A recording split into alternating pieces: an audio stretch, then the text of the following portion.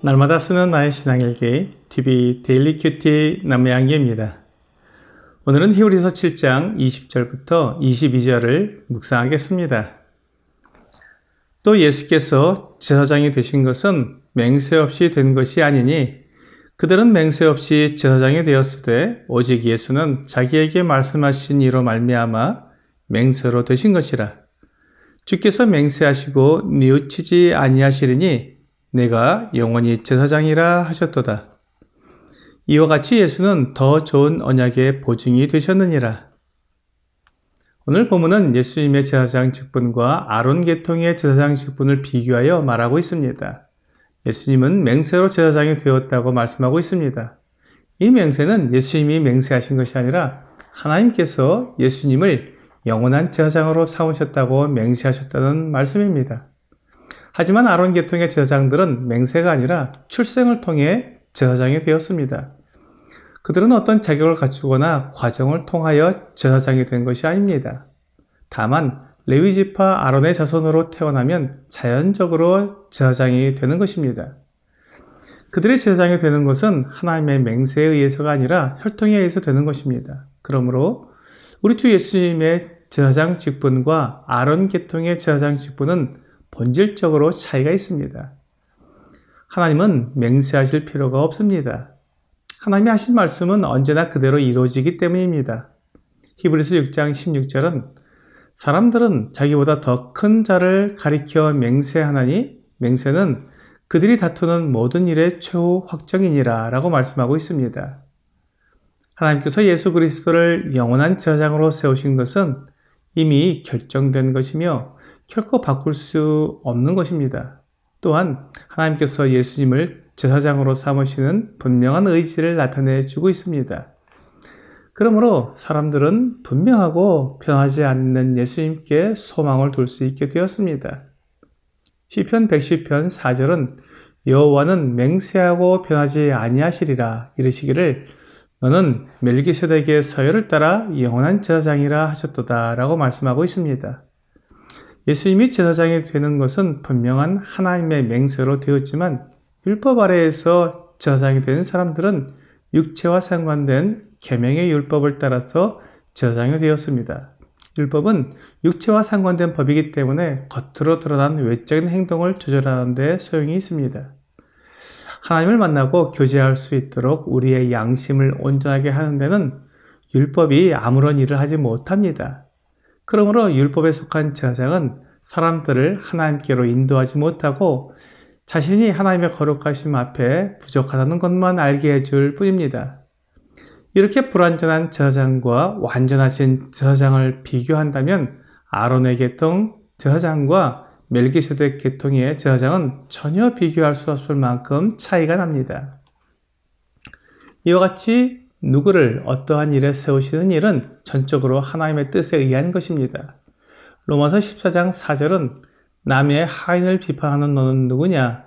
그가 서 있는 것이나 넘어지는 것이 자기 주인에게 있음에 그가 세움을 받으리니 이는 그를 세우시는 권능이 주께 있음이라 라고 말씀하고 있습니다.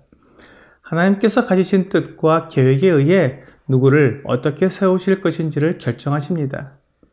율법을 이스라엘 백성들에게 주셔서 그들로 율법이 얼마나 연약하며 무익한지 알게 하시는 일을 하셨습니다. 그러나 예수 그리스도를 멜기세덱의 서열을 따라 영원한 제사장이 되게 하시는 일도 하나님께서 계획하시고 이루신 것입니다. 그러므로 예수님은 자신을 제물로 드리고 자신의 피를 가지고 하나님 앞으로 나아가신 하나님의 영원한 제사장이 되셨습니다. 그러므로 누구든지 예수 그리스도를 의지하는 사람은 하나님 앞으로 나아갈 수 있게 되었으며 하나님의 의를 힘입고 영원한 생명을 가지고 하나님과 영원히 교제할 수 있는 사람이 되는 것입니다. 이것이 그리스도인의 소망입니다. 그리스도인들은 이 세상에서 잠시 있다가 사라질 육체의 것들을 위해 살지 않습니다. 영원하고 완전한 것을 위해 사는 사람들입니다. 그리고 그 영원한 것은 하나님의 맹세에 의해 보장된 예수 그리스도를 통해 주어진 것입니다. 예레미야 31장 31절은 여호와의 말씀이니라 보라 날이 이르리니 내가 이스라엘 집과 유다 집에 새 언약을 맺으리라 라고 말씀하고 있습니다. 하나님께서 전에 맺었던 신해산 언약이 아닌 완전히 새로운 언약을 맺으실 것이라고 말씀하고 있습니다. 이것은 33절에서 그러나 그날 후에 내가 이스라엘 집과 맺을 언약은 이러하니 곧 내가 나의 법을 그들의 속에 두며 그들의 마음에 기록하여 나는 그들의 하나님이 되고 그들은 내 백성이 될 것이라 여호와의 말씀이니라 라고 말씀하고 있습니다. 율법을 통해 맺은 언약은 그들의 행함에 기초해 있습니다. 레위기 18장 5절입니다. 너희는 내 규례와 법도를 지키라. 사람이 이를 행하면 그로 말미암아 살리라. 나는 여호와이니라. 이것이 하나님과 이스라엘 백성들이 맺은 옛 언약입니다. 이제 하나님께서 이 옛 언약을 폐하시고 새 언약을 맺으십니다. 그것은 외적인 행함을 통해 이루게 되는 것이 아니라 사람들의 속에 법을 두고 마음에 기록해 주시는 것입니다. 사람들의 마음에 새겨진 법은 성령의 법입니다. 로마서 8장 2절은 이는 그리스도 예수 안에 있는 생명의 성령의 법이 죄와 사망의 법에서 너를 해방하였습니다 라고 말씀하고 있습니다. 죄와 사망의 법은 육신을 제어하는 율법입니다.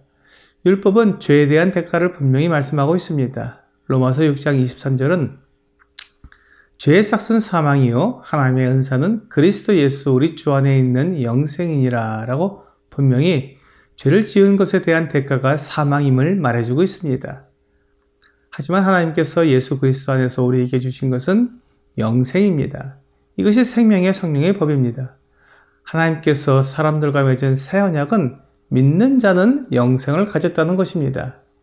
요한복음 6장 47절입니다. 진실로 진실로 너희에게 이르노니 믿는 자는 영생을 가졌나니. 또한 요한일서 5장 13절은 내가 하나님의 아들의 이름을 믿는 너희에게 이것을 쓰는 것은 너희로 하여금 너희에게 영생이 있음을 알게 하려 함이라 라고 말씀하고 있습니다.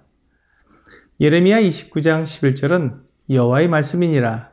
너희를 향한 나의 생각을 내가 하나니 평안이요 재앙이 아니니라. 너희에게 미래와 희망을 주는 것이니라 라고 말씀하고 있습니다.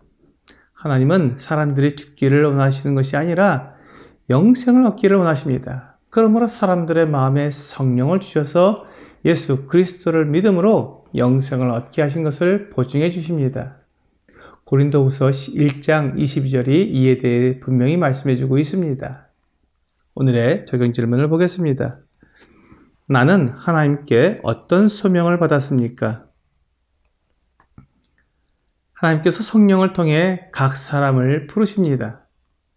하나님께 나오라고 부르십니다. 하나님과 사귐을 누리자고 부르십니다. 오늘 예수 그리스도 안에서 우리를 부르시고 영생을 주시는 하나님을 믿음으로 생명의 성령의 법 아래서 하나님과 교제하는 여러분과 제가 되기를 주 예수님의 이름으로 기도합니다.